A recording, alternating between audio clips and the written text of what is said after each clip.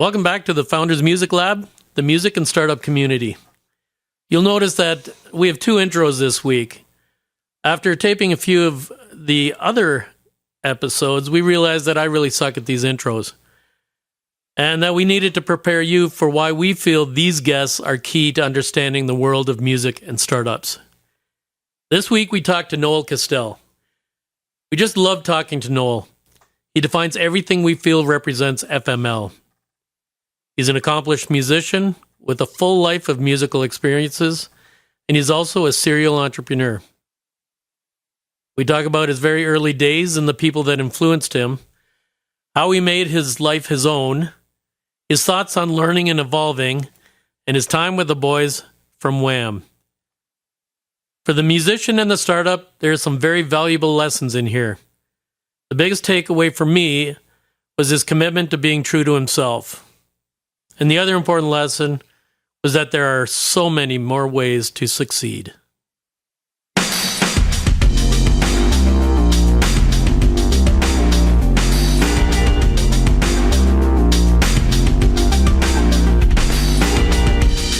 Welcome to FML. Glad to have you here. And as usual, given this is our second episode, let's make this usual. We've got Ed here from Echo Coffee. We've got Steve from wherever music land, and myself, Bill. And today, we've got our first guest, our pioneer guest. We'll see how this goes. So our first guest is Noel Castell. Noel Castell is, I was introduced to Noel through Steve. They had done some work together in the music industry. They know the same people. They're both extremely passionate about music. Noel has one of the most colorful and incredible lives I've ever heard of, and I say that respectfully. He has a career in music. Played with Wham. He was part of their band. He's been involved in a number of music initiatives throughout his early life, and then ultimately got into flying, started flying schools. He's a commercial pilot. He's a race car driver. He's got incredible stories, incredibly intelligent. I said that so he stays. And he's got one of the best accents I've ever heard. There's no evidence for any of this. There's no evidence. There's no fact checking here. I try to hide the evidence. This is probably it's with Jimmy Hoffa. That's me. With Jimmy Hoffa. You are Jimmy Hoffa. You changed your name. All right. Well, welcome, Noel. Thanks for coming. I appreciate this. Cheers, Bill. Cheers. Ed, we're going to start off, I think, because Ed's our coffee dude and is going to be a very important aspect of what we do and how we actually started this whole thing around a cup of coffee, just talking, enjoying the conversation, talking about life, talking about creative initiatives, goals, projects, ventures, whatever. As I've mentioned in the previous podcast, Ed is the owner of Echo Coffee and Echo Cafe. He's got coffee plantations in Colombia. He does eco tourism, specifically around coffee and the whole community of coffee. And today we're going to start, and hopefully every podcast we get something out of the coffee world that Ed wants to showcase? Showcase? Yeah, that's sure. A good one. Thanks. All right. Well, today I decided we're going to start with the hot weather that's coming and everything. So we're going to go with cold brew. We have a Brazil Pea Berry. It's our usual cold brew that we offer. It's a low acidic coffee. There's no acidity because of the method. And it's rich in nuttiness and smooth as could be, hot or cold. But it's also significant component of some of the things we sell. You talked about us having coffee farms. We have a plantation in Colombia.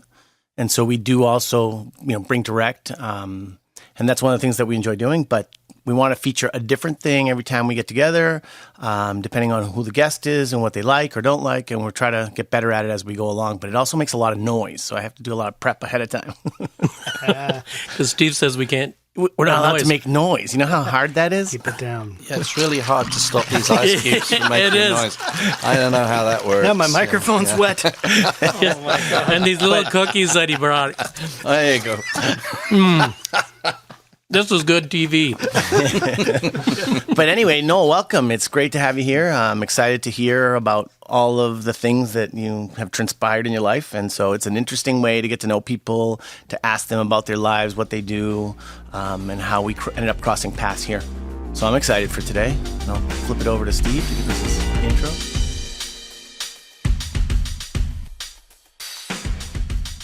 This episode brought to you by Eco Coffee. Be sure to visit Eco Cafe in the village of St. Jacobs. We're pleased to offer Eco Coffee products on our website at foundersmusiclab.com. You know that feeling when a track just hits? That's Eco Coffee's signature blend espresso. It's been the undisputed leader of our espresso bar since the jump, and we're not changing the set list. Why mess with perfection? This isn't some fleeting B-side, it's a chart-topping shot that's bright, balanced, and sweet with a crema so smooth it's practically a baseline. No remixes needed. And now, back to the podcast.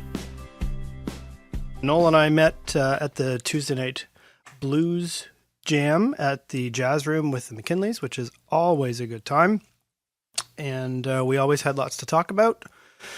And we started hanging out. And then I said, Bill, you got to meet this guy. How fun is he? And then we hung out, and that was a blast. And now we're here. That's the real fast version. Because my stories are not nearly as interesting as his. So That's why we have to invite people. yeah, exactly.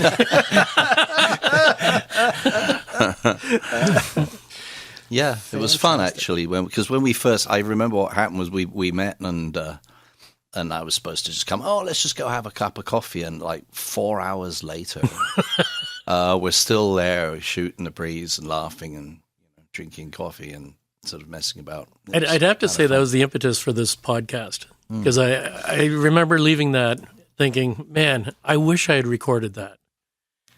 And then a few weeks later, we're having these conversations with a few other people, and we keep saying, man, I wish we recorded that.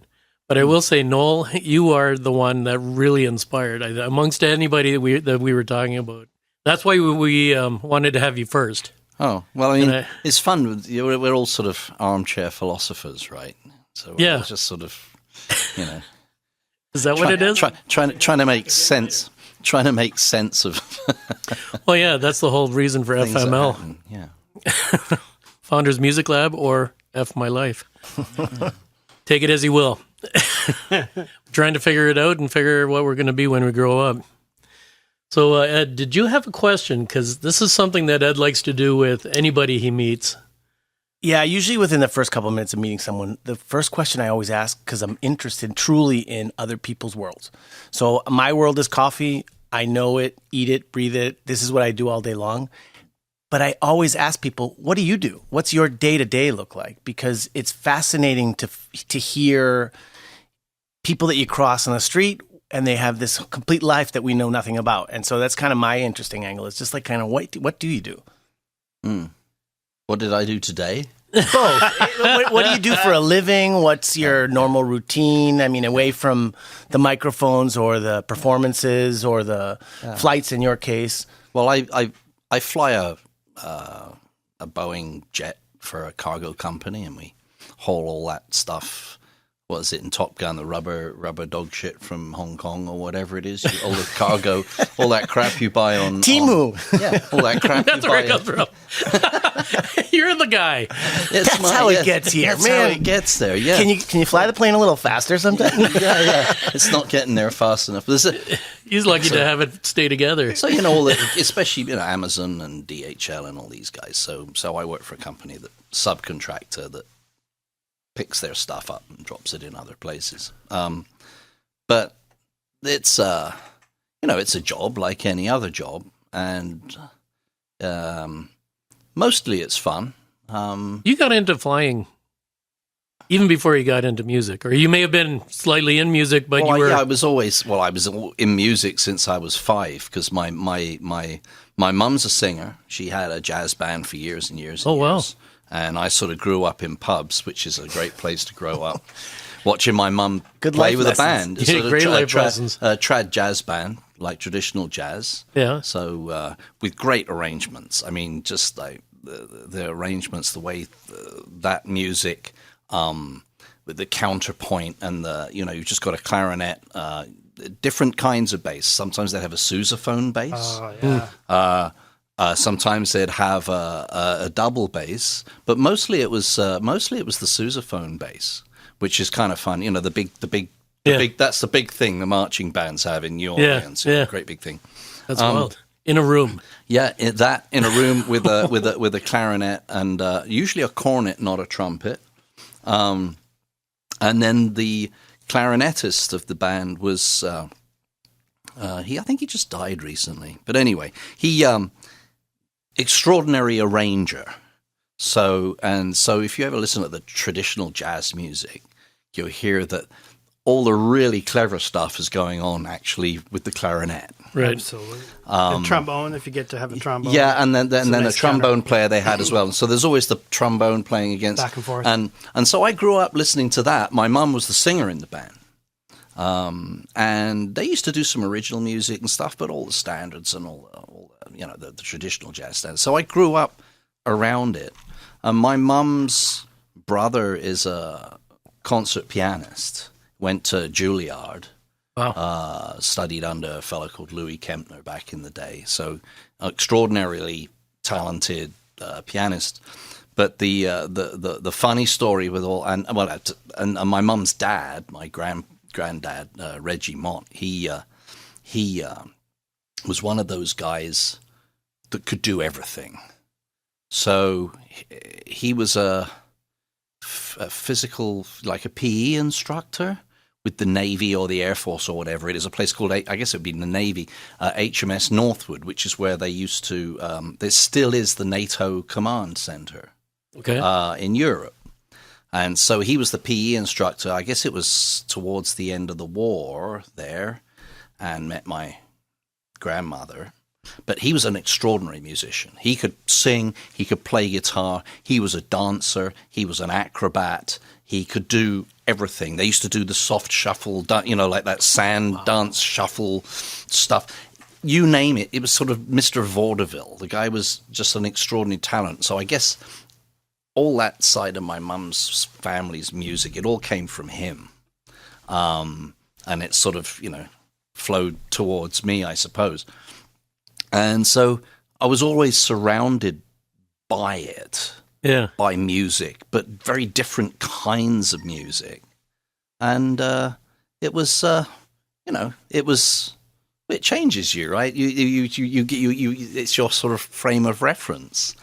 So spent a lot of time going down different places. I mean, from a very young age with my mum, some of my earliest reference. So were they teaching you? No. So the funny thing was the concert pianist, my uncle, of course, my mum goes, Noel's already sitting at home playing the piano, like 5 years old, right? I'm starting to play the piano and just picking out tunes and stuff. And it shouldn't be any trouble. We'll send it off to Uncle Tony to teach him to play the piano. That'd be great. So, like the last thing he wants to do. I mean, it was like, oh Teach a my 5-year-old. God. Yeah, it was, but I mean, he declared me after a month of this unteachable. And to this day, I still can't read music properly. Really? I decipher it at best. I cannot sight read. I find I have a really hard time doing it. It might be partially because I've always found it easy just to hear something and play it. That's really interesting. I mean, I've talked to people who have been concert pianists, or they've always read music, but they can never jam. No, because they can't feel it. No, my uncle Tony. I mean, if you play him, piece of Ray Charles or something, and say, "Hey, it's in that key, go for it," he'll just look at you. He goes, "Well, have you got the music?" Well, he's unteachable.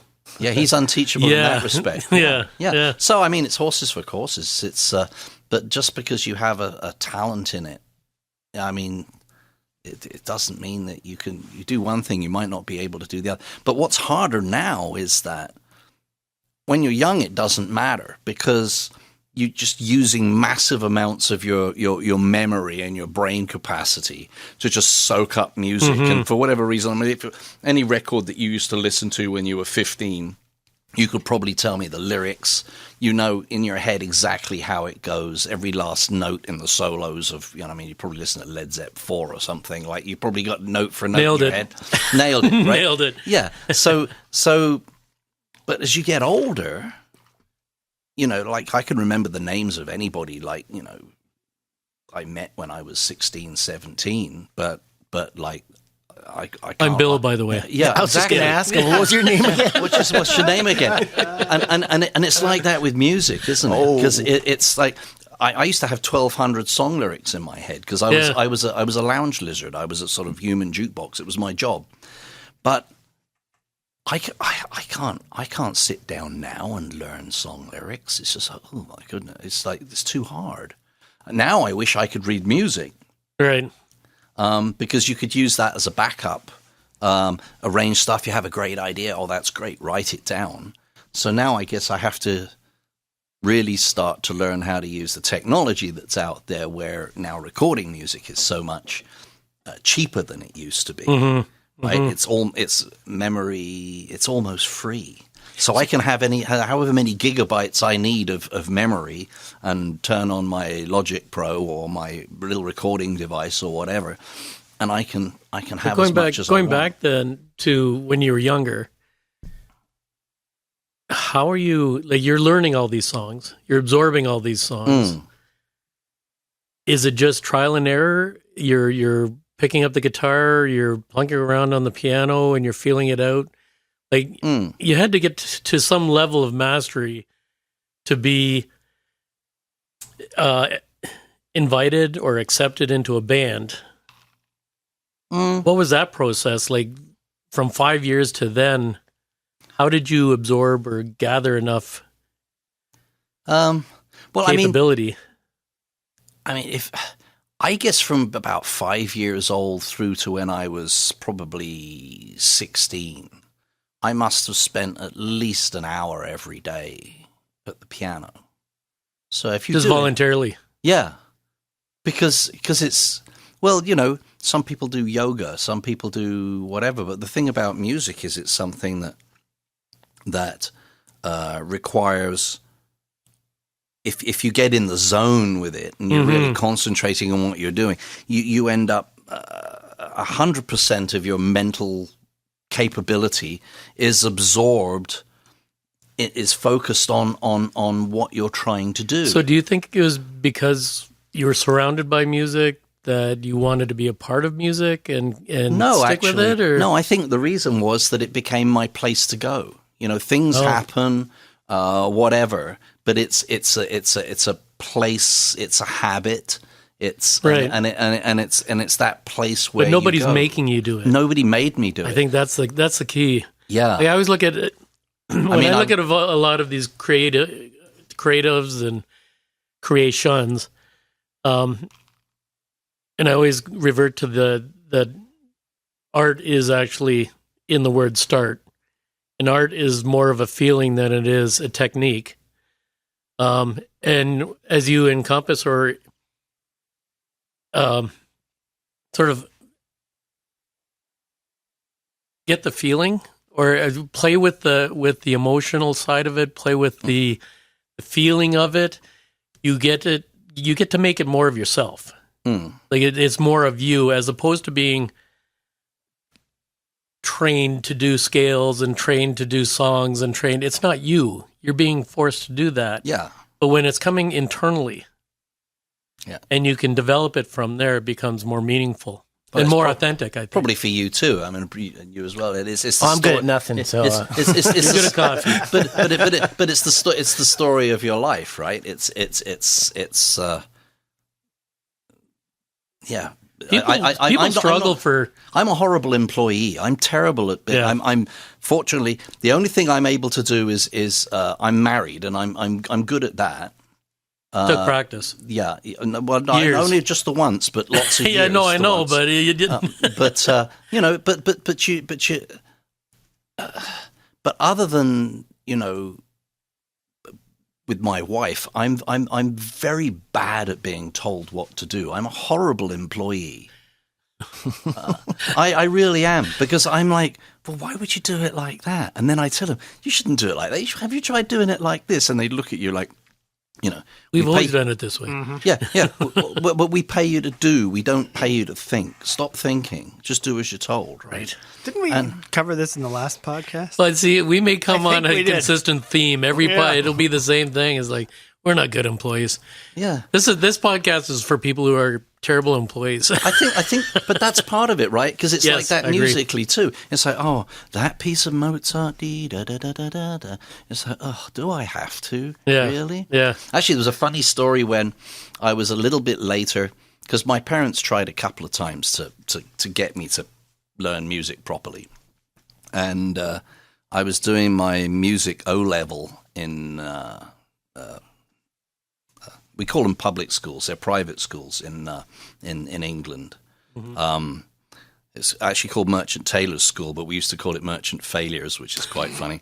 And I was doing my music O-level, I guess, and was then being sort of forced to read some music and do a little bit of music theory and this and that. And by then, because I'd been listening so much of the traditional jazz, I'd picked up a clarinet. And I'd started playing the clarinet quite a bit. And so they go, well, why don't you go off and have clarinet lessons? We've got a clarinet instructor. I says, sure, no problem. So I went up there, did the thing. He played me a bunch of stuff and said, and it was like really simple stuff. And I go, well, I've been listening to some classical music, Mozart trio and concertos and stuff like that. It's pretty decent. I wouldn't mind learning to play some of that. He goes, well, when you get to grade whatever it is. Right. So we got, Yeah. I'm looking in like years into my future. I go, well, why don't I just do it this week? and Mozart clarinet concerto on your first lesson. All right, buddy. So anyway, he goes, all right, smarty pants. Here we go. I got the music for it. Blah blah blah. I go da da da da da dum dum dum dum da da da, or whatever that the Mozart thing. Not that, but so that's that same minuet in G again. Sorry, the Clarinet concerto. the clarinet concerto. I Da forget. da da da da da da dum dum dum dum da da da da da da. That's a Mozart thing, anyway. Yes. So that was the piece. I forget what it was called, whether it's a concerto or a trio or whatever. Anyway, but it was like, okay, well, there you go. Why don't you learn that? He's like, we're going to, smart ass, we're going to deal with him, right? Okay, fine. So on my way home, there was a northward where we lived, on my bike on the way back from school to the house, there's a music shop, a record shop. So I go in the record shop and they had this stuff called Music -1. You could buy an LP with the clarinet and the orchestra. And on the B side, it had just the orchestra.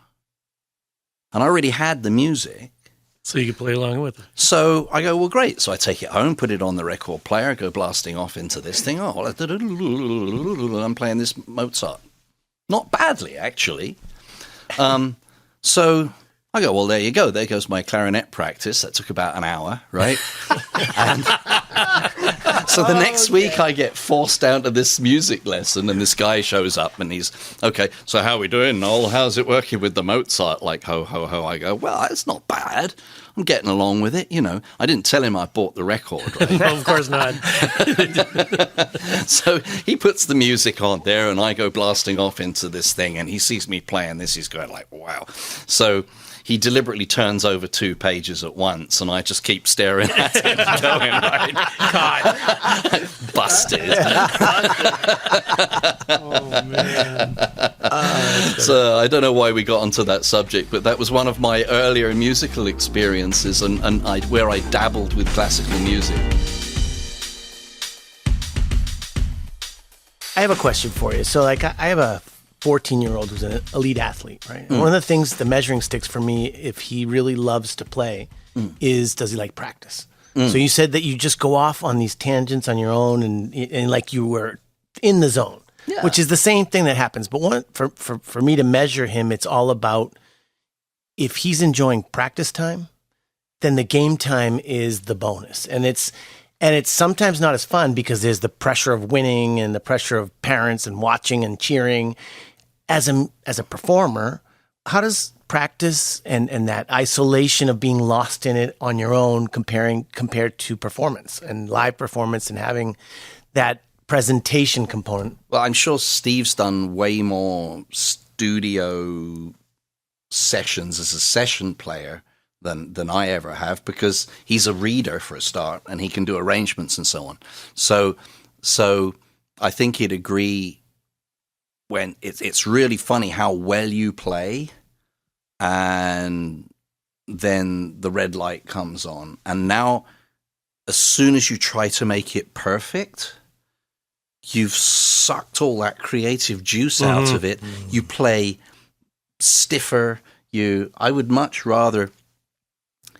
I mean, I don't actually have many recordings of me at all doing anything.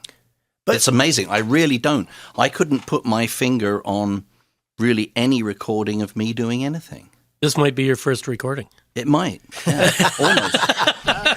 Yeah. We waited this long. Yeah, but so what I was saying is that the performance, like when they goes to play a soccer match, that's a much harder situation because you can't really be, you might not be able to be you. You can't be spontaneous because fear of making a mistake, and this comes to your whole business thing, right? Right. Bill, with the it's the fear of failure that prevents people from even starting, from even doing stuff. Mm-hmm. But when you're on your own and you're playing the piano and now you've got a recording device and you can just switch it on and try to forget that it's on and then be as creative as you can, or like I'm planning to do with my sort of little studio thing I'm setting up, where bring a bunch of friends in, have a bunch of beer, have a great time and record 4 hours of it. And then go back and see if there's any really cool nuggets that were in there. That was occasionally there's going to be moments of brilliance interspersed by mostly crap, I would imagine. But it's those nuggets that you're looking for, right? Right. And you almost never find those beautiful things in front of 1,000 people, or when you're, it's difficult. And I guess that's because you're afraid to fail in front of people. I mean, we're right from birth. We're depending on your parents, obviously, and your social network and all that. And sometimes in there's music, expectations. It's in music. Sometimes it's the mistakes where it's the beginning of something. Mm-hmm. You play a different chord against something, and you go like, "Ooh, actually, that wasn't half bad. What did I do there?" Because it is for most players that are reasonably fluent that play by, you're not actually thinking too hard about what you're actually doing. It's like the sound, the idea goes from your head straight to your fingers and bypasses the filtering and the processing, a lot of it. Once you get freer. Yeah. But you're also listening to yourself more. You're not listening to other people. You're listening to yourself. Even when you're starting a business. If you're starting a business based on what somebody else thinks you should be doing, or maybe you have the idea and you go to an advisor and you're counting on them to tell you what to do, it's not going to work. And you're always waiting for that failure. We're in Waterloo here. We have, at one point, we had 800 startups. And they're all being advised by professors and academics or corporate guys. And they're getting measured by people who have never, ever done it on their own. They're being measured by people who could go to school or people who could pass exams, but they're not being supported or I'd say nurtured, I think is a better term, by people who would say, well, think about it. What do you think? Does this look like a good, you do this, what's the reaction? If the reaction isn't positive, maybe you want to adjust it. What's the reaction you're looking for? Is that because to continue with the music analogy, is because when you're trying to start an independent business, that's jazz. That is jazz. Right. Very much. Very much so. Right? Whereas, so you it's very difficult actually to teach someone jazz who doesn't really listen to it. Yep. Right? Right. Almost impossible. Absolutely. If I were to look at any of the very, very successful businesses here, they all stem from a passion that was internalized by the founder. And they kept with that. I mean, Mike Lazaridis with RIM, he's passionate about radio technology, about electronics, about quantum physics. He is passionate about it. He didn't go to school because he had to go to school. He went to school because he wanted to go to school. And when he figured that he wasn't getting as much out of it, he went off and did his own thing. Yeah, before he even finished school. Same Richard Branson, same thing. Exactly, Said, yeah. Oh, forget this. I'm out of here. I'm going to go and run a magazine. Right. He went to the same school my brother went to, actually. Oh, yeah? Stowe School in England. Yeah, and the way the story goes, he goes like, well, I don't need to learn any more from you guys. I got things to do. Bye, see ya. Yeah. And It's he's funny. gone, right? It's funny that you say that, because I was going to say earlier when you were talking about that is there's a difference between the doers and the ones that are told what to do.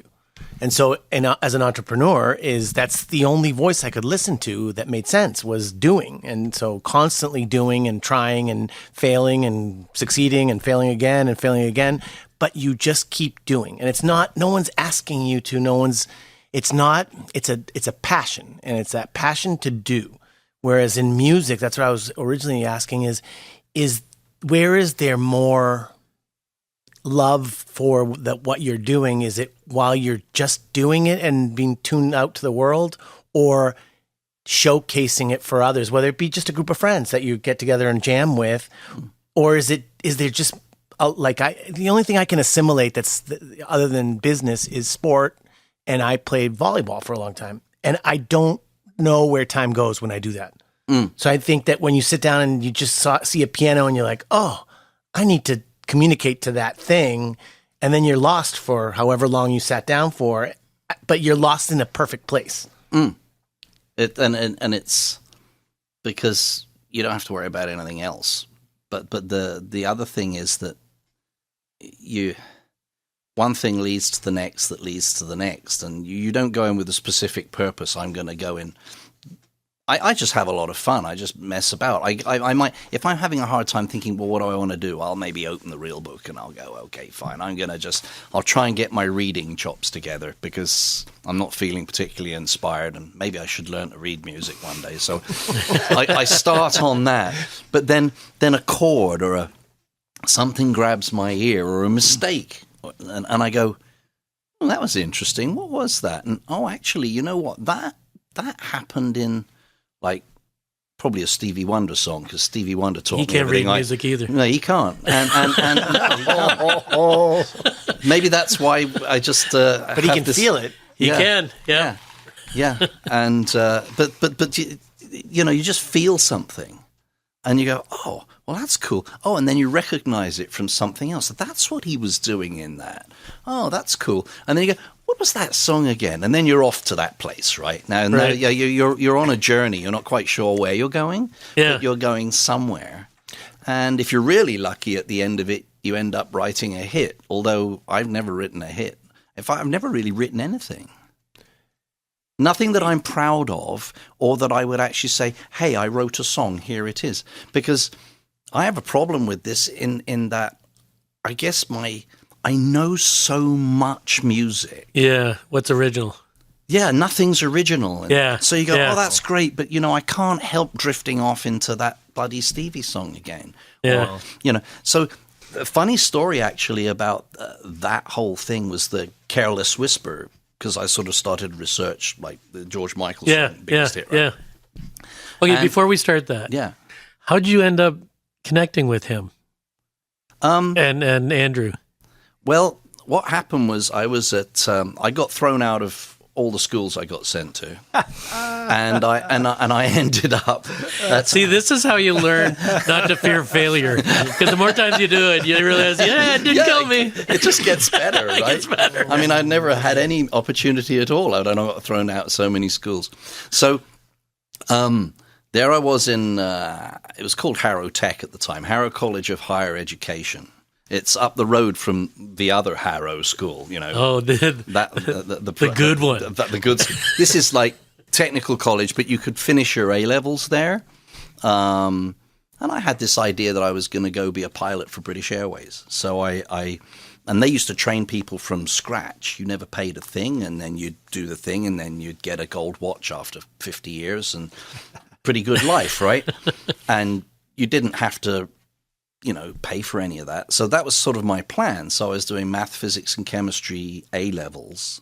I'm not quite sure what the equivalent would be here. But, and you do those, you specialize in some subjects to a certain level so that then when you go to do university, you've done what would be sort of maybe half your first year at university or something. I don't know where that would be. Yeah. But anyway, so I'm at Harrow Tech, my newfound freedom, because in between I got thrown out of one school and then they sent me off to this boarding school, which was hell. So it didn't take me long to figure out how to get thrown out of that one. Right? If you were successful at anything. Yeah, if it was, I've got this already fit. I've already been thrown out of one school. Getting thrown out of this is going to be a piece of cake. I should write a book. Yeah, these guys are so uptight. This is not going to be hard, right? So I got thrown out there as well, and ended up the only place I could, which was like Harrow Tech. It was the local. It was paid for by the government and everything. You won't have to pay anything.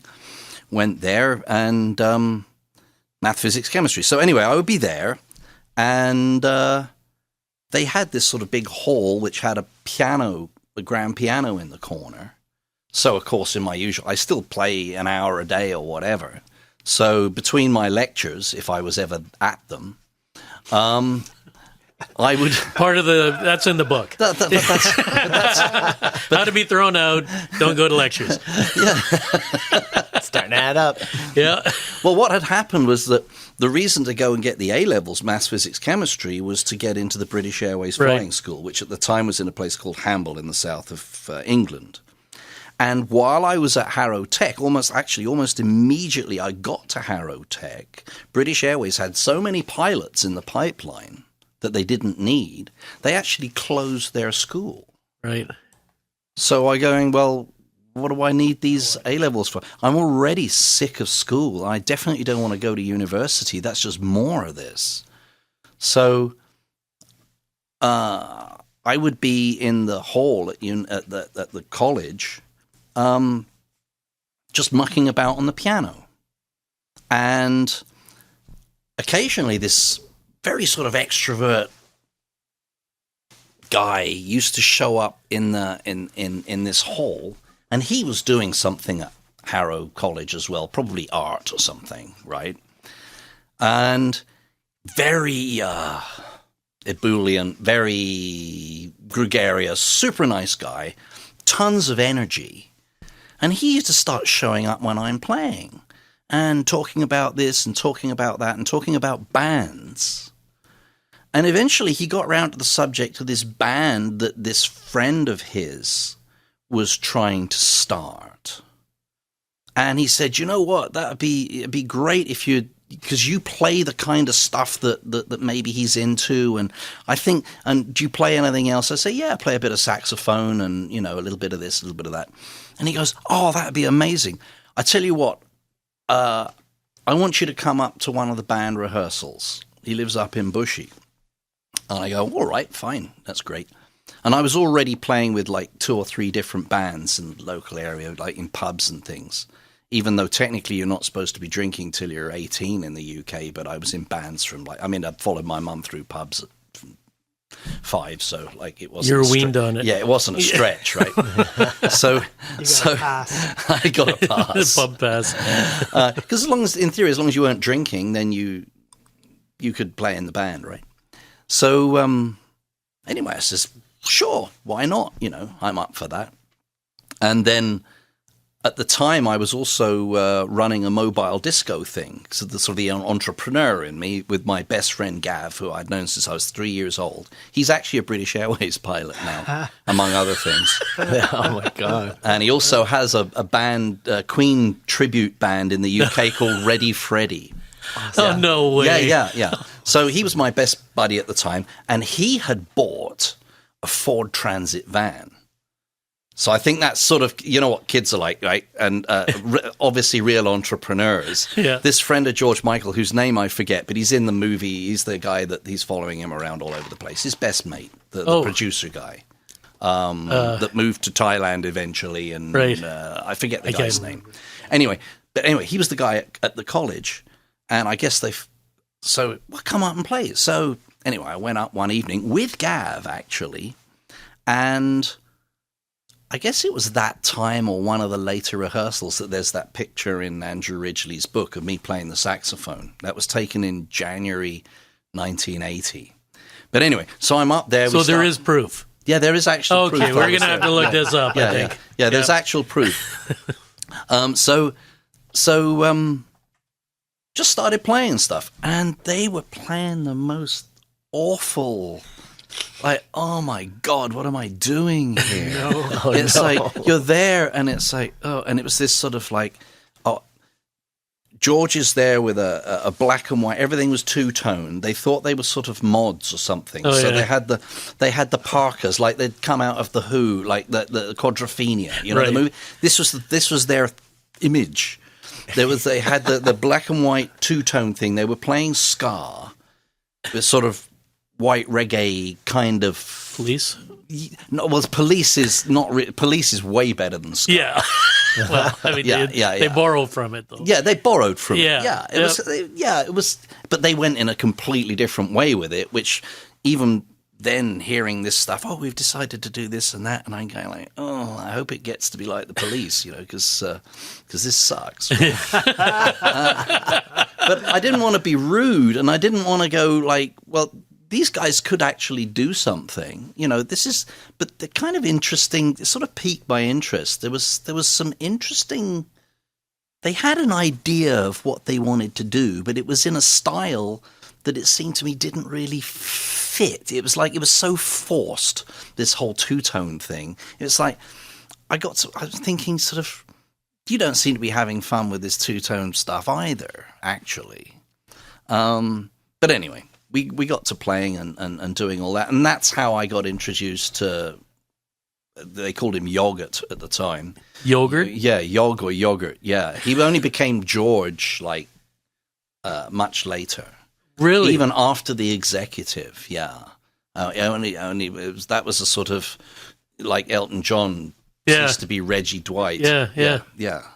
So, so Yogurt is on his birth certificate? No, it's something unpronounceably Greek. Oh, interesting. Yeah, he's Greek, and it's Yogi whatever, and it's got Michele whatever. I forget his actual, real names. Yeah. I mean, people do, right? But yeah, it was something very long and very Greek, and no one was going to remember that. No. So you can't even remember. I can't even remember. He was there. You were there. I was there. That's all right. I already forgot his name. Yeah. But that's only because I'm old. Anyway, so but yeah, so so that's how I ended up playing with these guys. And where were we going with this? We were talking about how things sound similar to other things. We got sidetracked on the George Michael thing. Right. But so it was very recently, actually, in the last 6 months, I was playing down at the Hoother with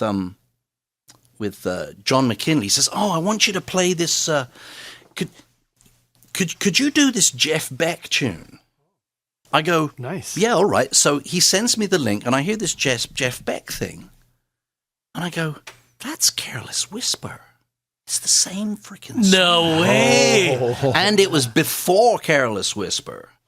I'm going, because Yogurt stole it? Well, no, actually, but this is why I was saying I write all kinds of stuff, and I go, it sounds just like. Yeah. Well, yeah. how much does it sound just like? To me, it jumped out and it went, oh, it's Careless Whisper. And had I written Careless Whisper, I would have gone, sounds a lot like that Jeff Beck tune. But Right. the story gets even funnier. So I learn this Jeff Beck tune, and then I go in and we played it and we did it. I said, well, why don't we do it as a medley of Careless Whisper in this song, right? Because people are going to go like, well, which song is he playing? This is great. I'm playing the Jeff Beck tune. And when we blended the two songs together and did a medley, which was kind of cool. That is very cool. Wow. So that's like, oh, it's that song and it's still that song. And you can clearly hear it's the same song. There's a couple of different bits. So I thought, well, that's the end of that story. Then I go and So I went on Spotify, I listened to this Jeff Beck thing over and over again, and you know how you can scroll down to the bottom, about? Yeah. Go down to the bottom and the credits. Guess who wrote it? Stevie Wonder. It's actually a Stevie Wonder song. Really? And then I went back and looked, and then there's like 3 or 4 different versions of Stevie Wonder playing this thing. I'm going like, So isn't that cool? So That's very cool. So not only did Jeff Beck rip it off from Stevie Wonder, but Stevie couldn't see it. But Stevie didn't see that. No, he could probably hear it. He probably could. Probably played it in a different key too. Yeah, to throw him off a bit. and then that go. So it's. But is it? But they are individual songs. Yeah, but they're an evolution. They're an evolution of an idea, and that's why I've never been able to write anything. Because if I'd been sitting down writing Careless Whisper, I would have already gone, well, that's that Jeff Beck tune. Oh, isn't that a Stevie Wonder song I remember? Right. Somewhere. And then that goes in the garbage, and then you keep going, and you have to keep starting again. But every song's like that. So, you talked about how you were invited out, and you said, yeah, okay, what the heck? I'll join you. And you're experiencing some hash of stuff that wasn't appealing. Mm. But yeah, well, maybe I'll stick with it. And it wasn't you didn't discount an idea right off the bat. No, it was you said, okay, yeah. And then and. But then the other side, you're saying that you didn't give yourself a chance to be a writer because every song you started coming up with sounded like some other song that had already been done. Mm. And had you sort of shoved that to the back and just pursued it. But you can't. Right? Yeah, because it's always nagging, right? It's there. Yeah. And when you deliberately learn as many songs as you can, then it's even worse because they're all in the library somewhere. This and is it's why really I easy. try not to learn anything. But that's how the brain works, right? You go, it's all RAM, isn't it? You can. Well, you're pulling from something. Yeah. Yeah. Do you think, based on what you said, that all the music's been done? Do you but because we have such small capacity brains that over this, the score of our lifetime is what, maybe possible 100 years if we can get that far? Well, it's funny because if you look at, if you were sitting in 1966 or something around, you'd be going, well, I think we've just about done everything we can done, and it's all starting to sound a little bit samey. And then Paul McCartney comes into the room and just, wow, what the hell where did that come from? Right, that is like so not what we're hearing. You're going like, it just opened up a whole new world. Mm. It's like, how is it suddenly so good? Right. The writing, you're going like, and where is it coming from? Because you can't put the really great writers, you still can't quite put your finger on it. Right? It's a lot less derivative. You can't reference something prior to it. Yeah. So anything I hear where I go, that doesn't sound like something else. I go, my sort of gold standard would be, man, how proud would I have been to have written that? Right. I would have loved to have written that. And it's actually quite simple. And when you think everything's been done and they take a simple idea and they go with it and you go like, and it just had its own life. Maybe that's why when these guys, they say, well, I wrote the song in 5 minutes and it's the best song I ever wrote. Yeah. It sort of comes out of that collection of that different place.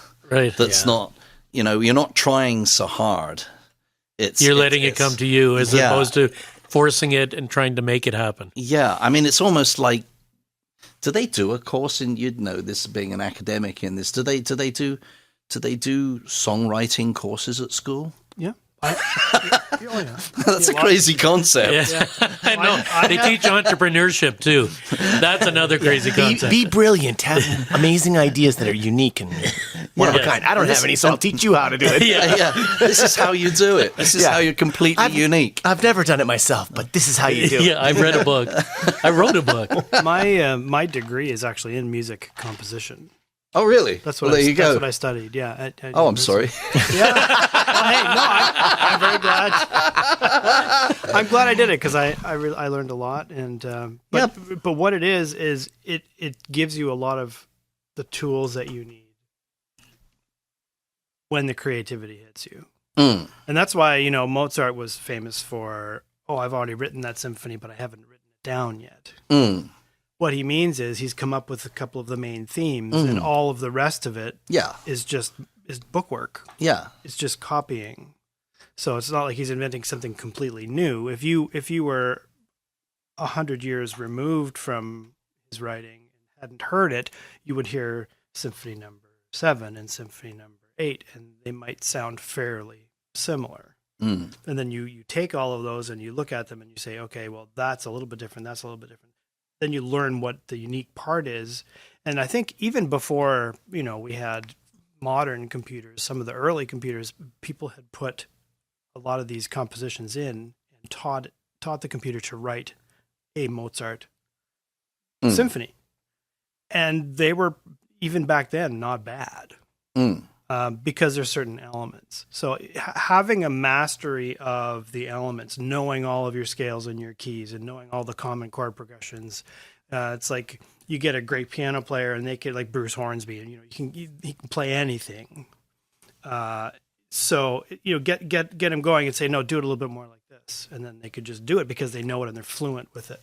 And so that's a very fertile bed, having all of those skills. And then when you come up with something unique, it's a whole separate skill to come up with something unique, and make it original. I think that applies to anything that you're trying to do. I was just going to ask Ed. You have business skills. You got to have a good account. You have a team. You have to have an accountant. You have to understand leases. If you've got a space, you have to understand taxes and supply and all these different things. Once you have all that stuff, like coming at that, not knowing any of that would seem impossible. Mm. But having that training in music, having that training in any field, having the experience and the training is a fertile ground for a place for those ideas to grow. I was thinking about the what I sort of think the sort of the formula for success is 20% inspiration, 20% perspiration, and 60% luck, Right. basically. Yeah. And it's sort of, it seems to me, just observing people, it just seems to me that's how it works. So the 20% inspiration is great as a songwriter or whatever, and maybe I'm just not allowing myself to go there. The perspiration part is the learning how to orchestrate and record and so on, and then promote. And then I think it really is about 60%. Just you got to be in the right place, right time, run into the right people, know the right people, whatever. And you just have to get out there. But it's and start showing, You have to make your luck, like in business. You make it. Yeah. There's the doing of all these things, but you also have to, like you said, have that big space for the luck to happen. Now, you can force luck somewhat, but it helps, but it doesn't necessarily always connect or hit home. But luck is only there if you're open to it. Yes. True. You have to learn to recognize it. Yeah, but you can't be saying no to everything. No. Like you have to be open to ideas and open to perspectives from other people. Ed, when he's doing his coffee, Ed went from being an engineer to being a coffee maven, and it wasn't a process. It was an evolution. You just got into it. There was no school for coffee when I jumped in at that time in specialty. It was kind of new. So you try to look and ask, and you go to the foundation to learn, and they show you some PowerPoint slides and go, "This is how you do it." And you're like, "Those are just bullet points. But what am I actually? Where's the spaces that you're going to fill in for me?" And there was no filling of spaces. So you go back and you're like, "Well, we're just going to make it up." And you start there, and you just do, and you act, and you react. So it's right. It's firefighting, and I think music's the same thing. It's like you have to be able to let the world happen, and how do you plug into that? And so, in crisis mode, I think the best entrepreneurs are the calmest. And so, probably musicians or performers are the same thing. When it's everybody else would fold because of the 1,000 people looking at you or whatever, you know what I mean? That most people would fold to that. But if you can be impervious to those things and be calm, you can face it. It's like a fire. You have to put it out. You understand that part. You have to act in order to do it. And then you let your instinct take over to make you get there. But most people don't have that. Most people, they just sit down and go, "Oh, I'm going to burn to death."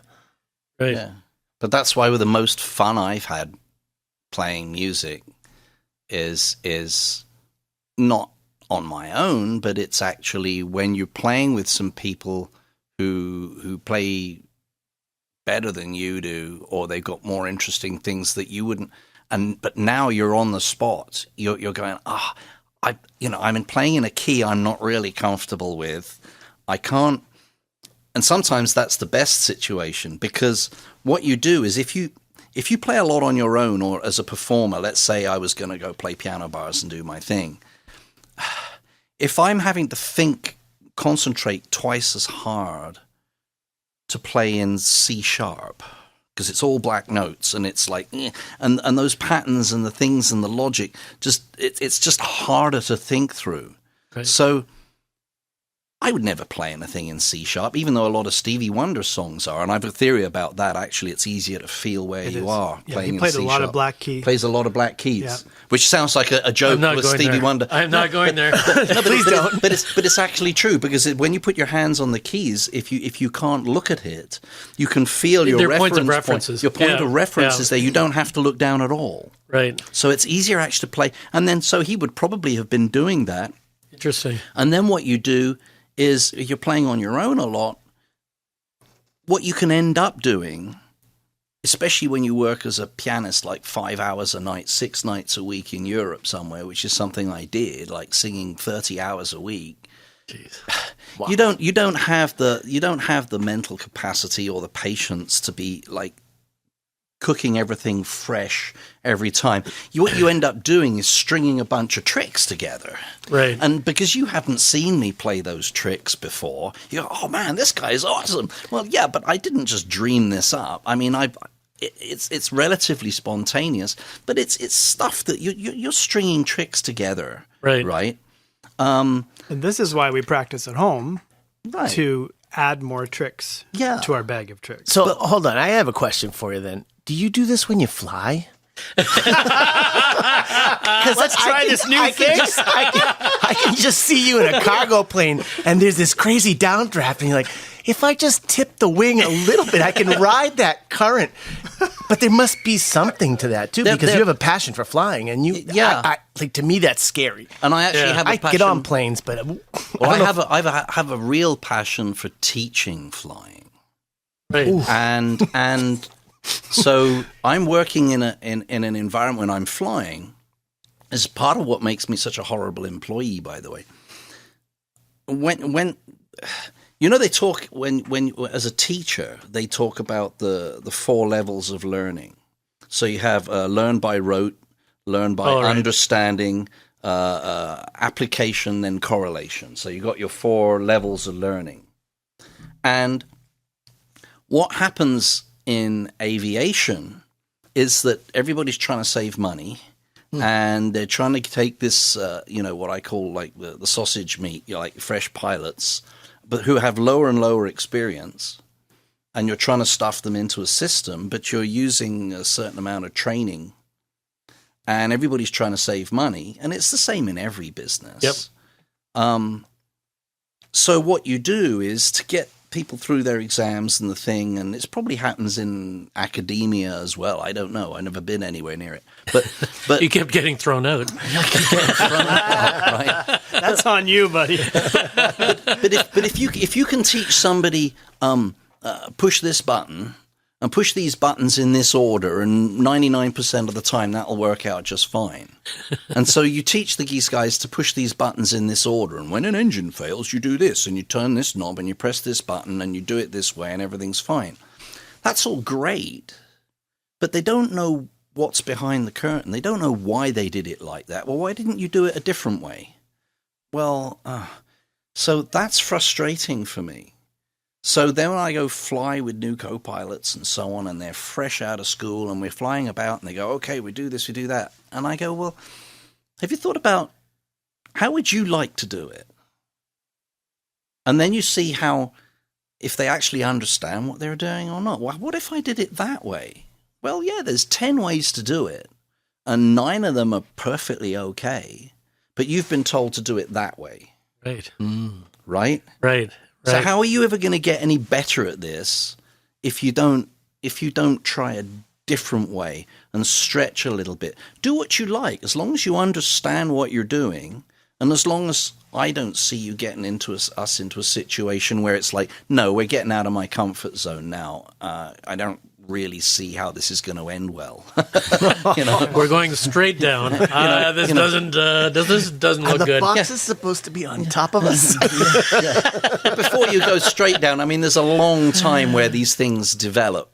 And So you can catch it early. Yeah, you catch it where, but you go, but you see the learning process. Yeah. And then you become, as an airline captain, you become a mentor and a teacher, even if you're not a teacher and in the training department. Right. And it's the same to come back to what I'm talking about with the music, where it's you go play with other people. Yeah, if I'm going to play 30 hours a week in a piano bar because it's my job, And doing the same thing over and over again, you don't get much better.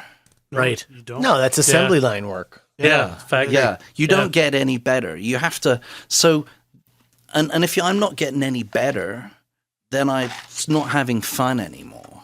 Right. Because the whole point is, I mean, I'll never be as good as I want to be. I'd like to be a great jazz pianist. I'm not. Yep. I hope one day to be. So I got to go play with other people. And so to come back to that, yeah, they stretch me. Hey, we're going to play this in this key. Well, guitarists always playing in sharp keys, which pianists like flat keys. We don't want sharp keys now. So now I got to play in A and E and D and all these things. So I got to completely relearn all my tricks in different keys, which means different fingerings, because Right. you're upside down. Where you put your middle finger is now like it's inconvenient. Going up instead of it's down, going up. and- You can't be playing those keys with your thumb. It just you get tied in knots, right? So you got to completely so that Reprogram what you were doing initially. That autopilot, it's all muscle memory. You got to reprogram it. So now you got to think that much harder. And what I love about John McKinley's thing is you go there and you never know what you're going to get. Nope. Yeah. But we do it as a jam session, and that's the point. Somebody comes up, do you know that song?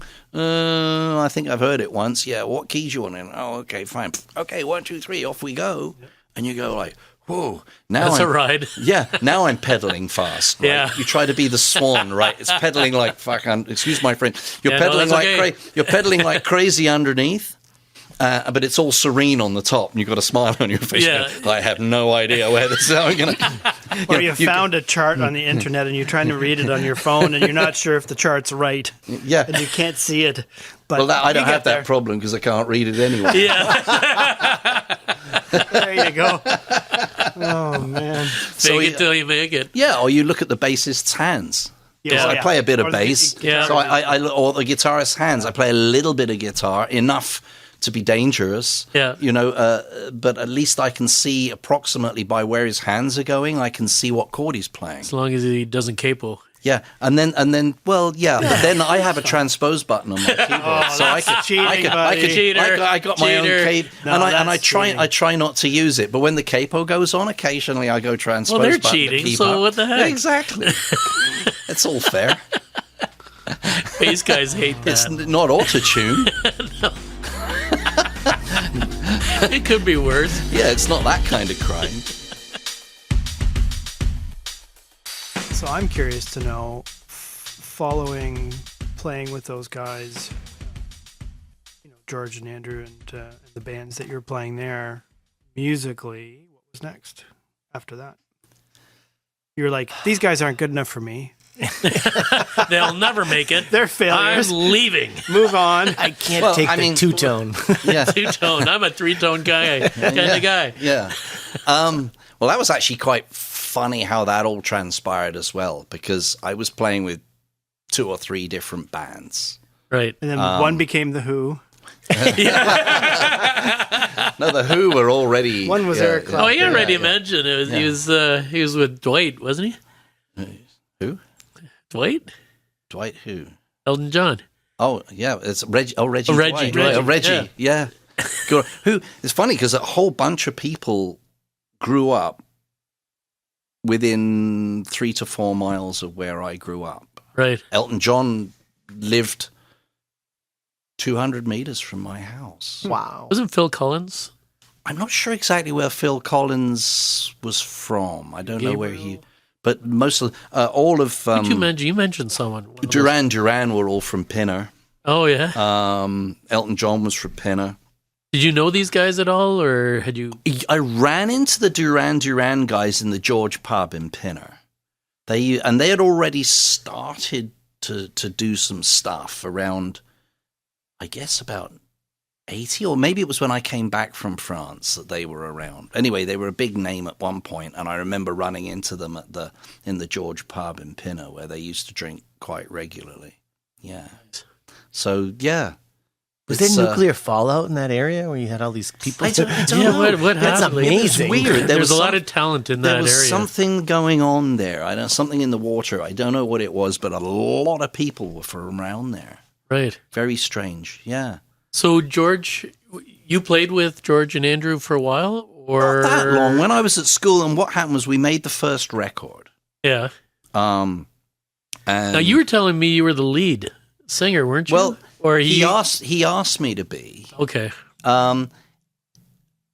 He asked me, well, what happened? It was kind of strange. We ended up making this record, and the way Andrew Ridgeley tells it in one book, though I haven't read the other book, I'm not sure where you'd find it, but he said that I nearly got everybody killed in the van on the way to their first ever recording session. Because I wanted to come. Part of the reason and he's a pilot. And a race car driver. And a race car driver. And a race car driver. But I think I might believe that version. Yeah. So what happened was, you see, what attracted them maybe to me, I mean, part of it was that Gav and I had a van. Right. Right. I mean, how many people have ended up in bands? So many. Because they had a vehicle. So many. Or a PA system. Yeah, I had a PA system. You have a PA, you're in the band. You're in the band. Actually, it's very similar to how I actually ended up playing with the band in France that I eventually went to. Well, the guy needed a ride, but that's another story. Yeah, the guy needed a ride to the south of France. So anyway, so that's how I got in that band without an audition. So because I had the car. So I know you're jumping ahead though. I'm jumping ahead. Yeah, because so we had this meeting. You were killing Andrew softly. Yes. So what happened was we went to record the first record, and it was a thing called Rude Boys, and it was this awful ska thing, and I've not managed to find anywhere on the internet of a recording of it, but it went to rude boys. It's like, get on with it. Right? This is crap. So George goes, well, how do you think we should do this? I said, well, it needs an intro, right? And there was Madness, and there was a band I think called Pig Bag or something in the UK. There was this sort of really raunchy, almost out of tune, almost amateur sort of style, which was sort of endearing, Right. style to the brass. Yeah. And I could do amateur on the saxophone. So I suggest, well, why don't you put a saxophone solo on it? You see all these things keep jumping into. So I wrote this saxophone solo. I says, the way you need to start this song is me, me, me, me, me, me, me, me, me, me, me, me, me. It's not too different from a certain other saxophone intro. But that's how that intro went. You see, everything's derivative. Right. And He stole it. He's, oh yeah, that'll work. I go, that's great. So I'd heard the tape, and I'd obviously listened to it at the wrong speed, the cassette he'd made of a demo. Because we got to the studio, and it's like, I can't play that in that key. That's like, I got to have 4 thumbs to get to. This is horrible. It's like the equivalent of C sharp. On a sax. On the sax. So I go like, oh, so how are we going to do this? And then I used a trick. I says, well, can you slow the tape down a semitone? And now it'd be slower, so it'll be easier for me to play. It'll actually affect the tone of the saxophone, and I'll play the intro a semitone lower. And that's what I did on the original Rude Boys demo. And we'll come back to what you were asking me a second ago. Only 2 weeks ago, I was reading up, because we'd had a chat about all this stuff, and so start researching like weird stuff to do with Careless Whisper, and you've got all this story about Muscle Shoals or whatever it's called, the studio I went to in the States where he hated it, right, and brought it back and went through 12 saxophone players or whatever. The last saxophone player that actually did the recording of Careless Whisper, it turns out, pulled exactly the same trick. Oh, they made him slow down half of it? He had them slow down the tape a semitone so that he could play on a tenor saxophone something where you needed actually to go into a different range, a different key, and it didn't phrase right. It was hard to play. So he had them slow the tape down, I think a semitone, so that he could play the intro for Careless Whisper on the tenor saxophone, but it's in a different key, and you could get the phrasing much easier because it flows better rather than cross-fingering all this. If you when you play a saxophone, you get into some keys where you can't make phrases flow because there's just too much clattering and clicking and cross-fingering going on to make it work. But if you can play in certain simple keys, it flows much better. Sure. So that's why this guy managed to make the intro of Careless Whisper in a way that then George Michael came back to the studio, because he wasn't actually in the studio when this guy recorded it. He just got called in on a session to do it. He comes in, he goes, that's what I've been looking for all along. But it turns out That's funny. that he pulled... What comes around goes around. He pulled exactly the same trick for that. Maybe you should have called me to Yeah, do you the intro. And that's maybe what was in his head to start with. That was like, that was the sort of phrasing that had come from that somewhere in his head. He wanted it to sound that way, and it did when you played in the keys that would flow and phrase that much better. So he probably didn't even remember that I had done that trick. I'd forgotten completely that I'd done that trick, but I was reading up on it and I was going like, wow, that is really funny. The 2 songs one was his first ever demo, first time he'd set foot in a recording studio. Yeah. I did that. And his first huge hit, that also happened with the saxophone player. It's kind of weird how these things repeat. But so to come back to how did you end? There was going to end. The executive ended up folding. I think it was Andrew's brother was on the drums, and it was like it just wasn't clicking. It just wasn't working. Probably because most of the people weren't actually into the music they were playing, and you could tell. Right.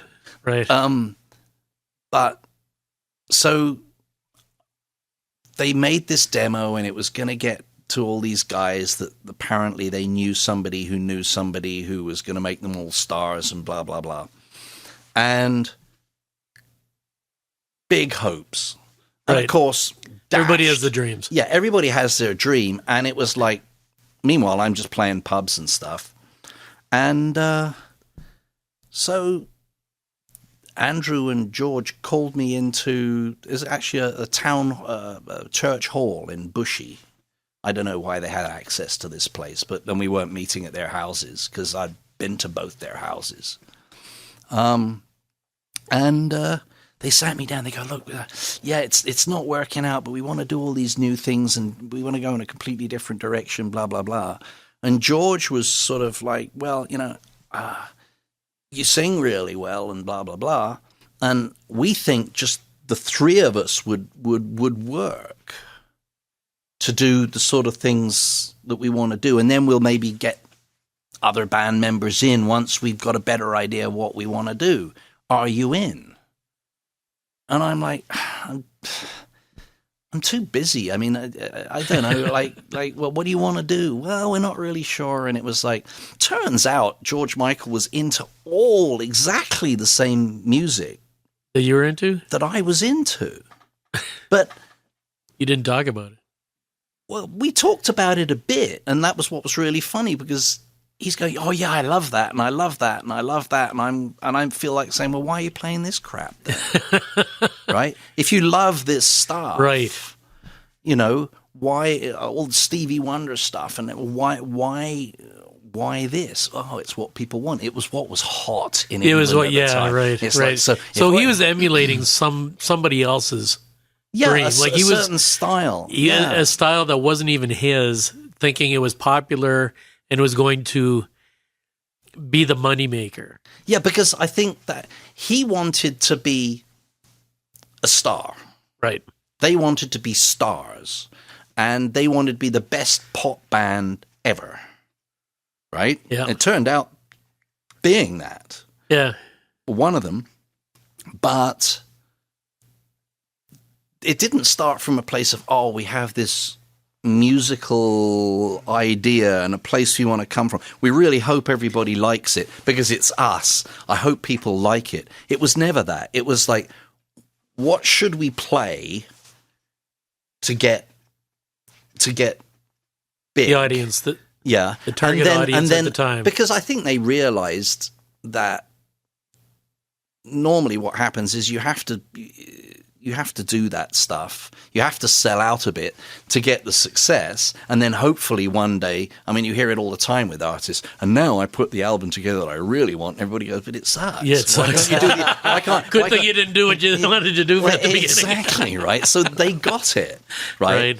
Whereas I was more sort of like, yeah, but I feel this. I'm not feeling it, right? But not only was I not feeling it, but like, You told me that that we were going to do all these things and it was going to be hugely successful and blah, blah, blah. And you knew all these people and told me the story. And I go, yeah, I want to be part of that. Well, we did it and it didn't work. Right. So now what, So that was the first business plan. Yeah. It's like a business. Like you have this vision for what you think is going to be successful based on all these inputs and what investors might want to hear and a whole bunch of other outside influences, just so you can get going. Mm. If you don't have the people around you, you can't do these things alone. So part of it generally is you've got to figure out a way of bringing people together with the story that everybody can believe. Mm. Not necessarily with the heart that you want to emit, right? Well, especially if you kind of oversell it. Yeah. You've bought a lottery ticket at best. Yeah. Right? It's all a lottery ticket. It's that 60% luck you were talking about. Yeah, it's not a shoe-in. Yes. Right? It might be a shoe-in if your uncle is... Barry Gordy. Yeah, exactly. Yeah. Then, well, yeah. Then I can understand how that might work. But then he's just going to put some pretty boys together and some session musicians. And you got, like in the UK at the time, Rick Astley and all these stars. It was all very formulaic. It was all Stock Aitken Waterman production. All their records sounded exactly the same, and people were buying them by the millions. But that was the influence. That was the influence of the people that were there, that were driving it. Yeah. It wasn't it was the producers, or it wasn't the artists. No. They were driving it. Yeah. But if you have lots of money and you can generate a ton of awareness, that almost becomes fake popularity. Yeah, and but people will buy into the fake popularity. It doesn't matter if it's fake. If it works, you got to get in the room. And in the room in the UK back then meant you got to get on Top of the Pops. Right. There was one show, it was on every Thursday night in the UK, and if you were trying to break something, how could you be Top of the Pops in the top 40 if you've never sold a record to get into the top 40? That's such a catch-22. So how do people do it? And that's a whole different discussion about payola and music publishing and how the industry really works. Taylor Swift fills the stadium. Well, that's great. And she made $1 billion last year, or was it 2? I don't remember. But that's great. But how do you get from here to there? Well, you got to play concerts. Yeah, but now people pay a fortune to go to the concerts because they're not subsidized. Who's going to subsidize that? And where are the small venues to play? Where is the Cavern in Liverpool? Where is, Dingwalls in Camden? Where I saw the Tower of Power, they were awesome. Oh, wow. In a club. Yeah. Where are these places? We're lucky in Waterloo because it seems suddenly it's like mushrooms. There are a lot of music people. There is a lot of talent, and there just seems to be something very weird happening in this community, bubbling under the surface, which is great. But I'm running into it daily, which is kind of fun. Yeah. But in most places, in Nowheresville, USA, or particularly in the UK, I mean, there was an interview, Elton John was talking about this in an interview. He was saying, yeah, but where'd you play? How do the clubs are closing weekly. Yeah. There are fewer clubs to go and play in. So, well, if you can't, Top of the Pops doesn't exist anymore. Where do you do it? So maybe the new, somewhere between a 400 to 400 person venue, which is a little club, and Wembley Stadium, maybe that gap is YouTube. Yeah. Maybe performing live music that you can actually see as live, which is, I was thinking of, I'd like to make a lot of recordings of people having fun and video that's time synced and everything so that it actually looks, hey, you see a Daryl's house on awesome stuff, a tiny desk, that kind of thing. It's interesting and it's taken off because the video's there so you can prove to yourself that it's genuine. It's not faked.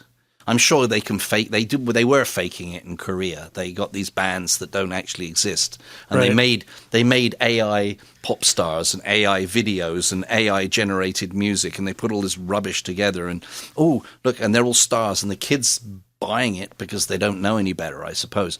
But generally speaking, it's that it's genuine.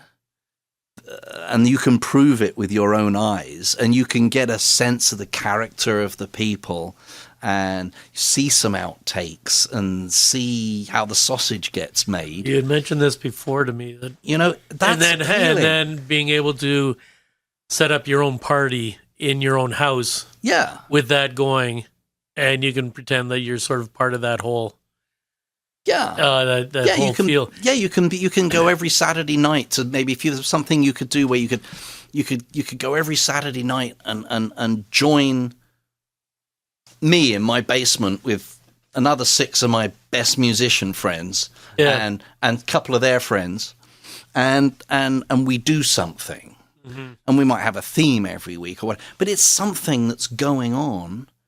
But then maybe because the money people, the people that organize the tours and the concerts, and maybe the big money guys, maybe they'll start watching. And they'll go, oh, this is interesting. Actually, these guys aren't half bad. Oh, it's been mostly this music, but they've been doing some original music too. And, oh, that's kind of interesting. That's cool. Hopefully something goes viral for somebody. And it's like, Oh, that's the discovery process. Then. Yeah. Well, this has been great. I mean, probably going to ask you to come back again in the future because I know there's a lot more behind I think your we got world. about 10% there. I think that was about 10%. Yeah, we could go on forever.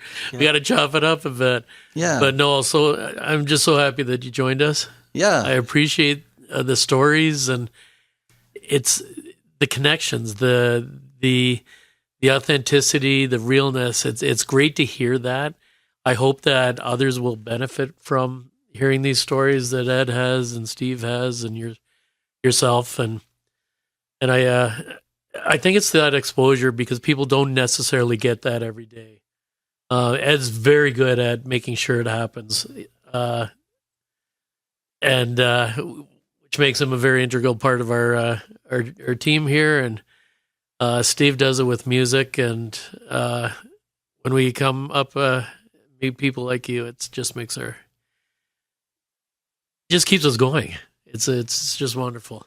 So thanks a lot. I appreciate it. Yeah, welcome. It's lots of fun. Okay, we'll do it again. Always enjoy a coffee with Ed and you guys. And a cold coffee at that. Cold coffee. It's really. I make that noise again. That's, it's good, isn't it? My ice is melted. This is really good stuff. I didn't even need milk and sugar.